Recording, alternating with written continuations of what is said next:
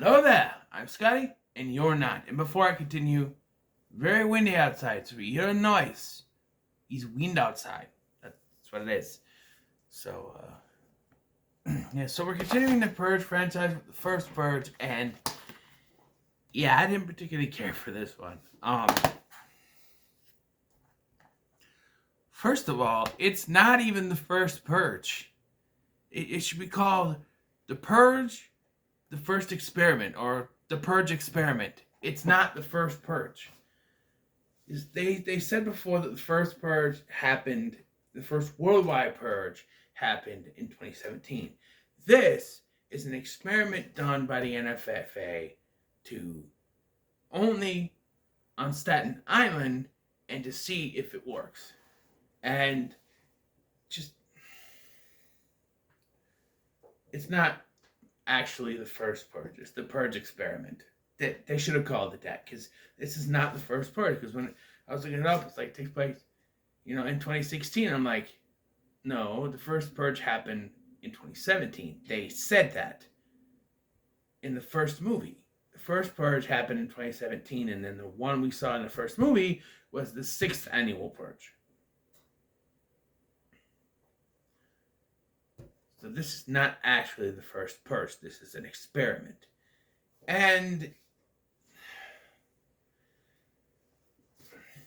now, I've said before that I don't like prequels because they're obvious.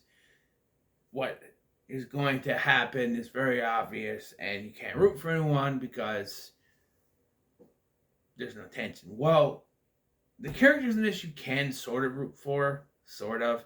The brother and sister character you can root for, but the main character we follow is a drug dealer and his gang who are just trying to survive the night, protect their product.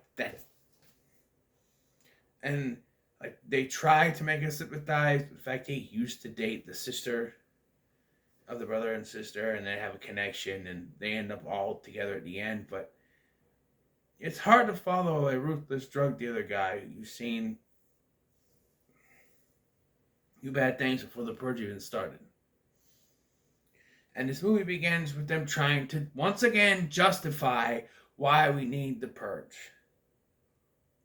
And they sort of retcon things, because this doctor, whatever her name is, played by Marissa Tomei, is not associated with NFFA. She just had the idea, and the NFFA decided to go with it. But I don't know, just sort of goes back and proves that everything these anti-Purge people have been talking about in the first original 3 films was right, because they're doing this experiment and no one's doing it. No one is purging. There's very little anything. There's a few robberies. Other than that, nothing that they wanted. And then all of a sudden, these mass people come in and start killing a bunch of people. And it's revealed that, fucking shock of all shocks, they work for the NFFA, and they're going in there and killing people to get the desired outcome they want.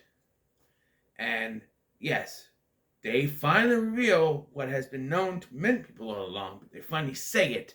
Someone from the NFFA finally says it. They are doing this to get rid of the homeless and the lower class citizens. And the one thing that really bugs me about this movie, the more I think about it, is this movie is racist. Think about it. Just think about it. Our main characters are all African American. All of our villains, and I can't tell you about the mercenaries because they're all wearing masks. Maybe they could be, I don't know. But the villains, the NFFA, they're old white dudes. And Marissa Tomei is also white, but she's not really a bad person. She's been tricked. So yeah, bunch of white dudes going to Manhattan to kill a bunch of African Americans. Because all of the white people smartly left. And, I can't say all the white people left, but we don't see really any white people getting killed in this movie. It's all African Americans. Now, I I couldn't look up the director because he has no Wikipedia page. I couldn't figure it out. If he's African American, then that's fine. It's not really racist. But then that also thing is, maybe it's not racist, but it's hammering in a message that I don't want hammered into my head. Don't need it. Don't need it at all. You know? I start with this introducing character named Skeletor, who's an African American guy who tweaks out on drugs and stuff, and he's the one that comes up with the name Purge. He's going to do, I want to purge. I want to go out there and I want to purge. That's an interesting name. Again, I hate it when prequels do that. They're like, they hear a name and like, that's interesting. Maybe we should call it that. Or, like Han Solo. Nothing. I'm Solo. Okay? Han Solo. Well, so it's called The Purge because some tweaked out drug addict said it. How anticlimactic is that? I don't know. But yeah, see, this is one problem I've outlined, is that the first film was successful. So they did a second one, which was better. And they did a third one, which was even better. But the problem is that third film ended everything. It was supposed to be the final film. James DeMonaco did not direct this. The director of this was Gerard McMurray. He did not direct this. He was a producer, but he didn't direct this. And that right there, because James DeMonaco had a clear vision for this series from the beginning. These three films are all done very well. While the first film is not as good as the other two, he had a clear vision of what he wanted to do. And he ended his trilogy. And then because the Purge election year, which was supposed to be the last one, made money, they said, let's make another one. But we can't follow that because it's over.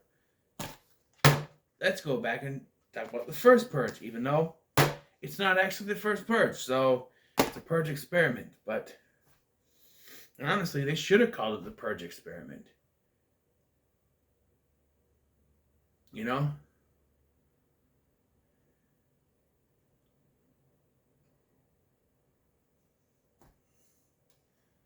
But you have to show that it's a prequel. So you said like the Purge experiment, and underneath in small letters you could put a look at how it all began, or how it all began.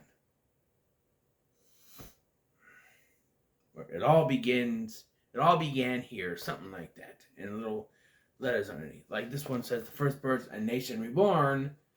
You just put the Purge experiment, how it began, how it all began. Yeah, this movie didn't impress me, if you can't tell. It didn't infuriate me enough to have it Friday now, so I'll just say it's not worth your time. But, shock of all shocks, this made money. So they decided, let's make another one. And rather, they also put out a TV series that is set between the Purge Anarchy and the Purge election year, I believe. I didn't watch any of it. I started watching it, couldn't get into it. Because it made money, they decided to do another one, which was also supposed to be the last movie. But, shock of all shocks, this also made money, so they want to do another one. But a plus to that is they're trying to get James DeMonaco to come back as director. And if that happens, I'm probably going to get it anyway to review it, but I'm going to be on board with it.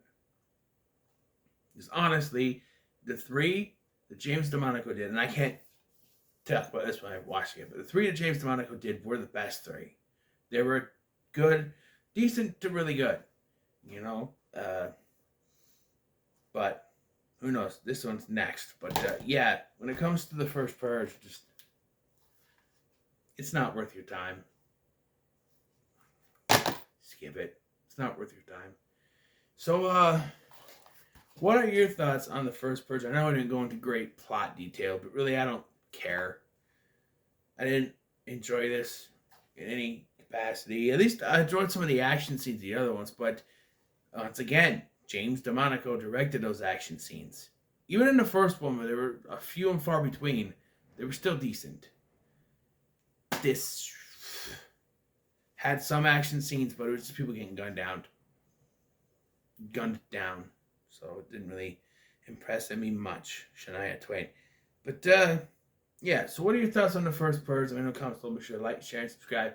Thanks for watching. I've been Scotty, and I'll see you in the next one.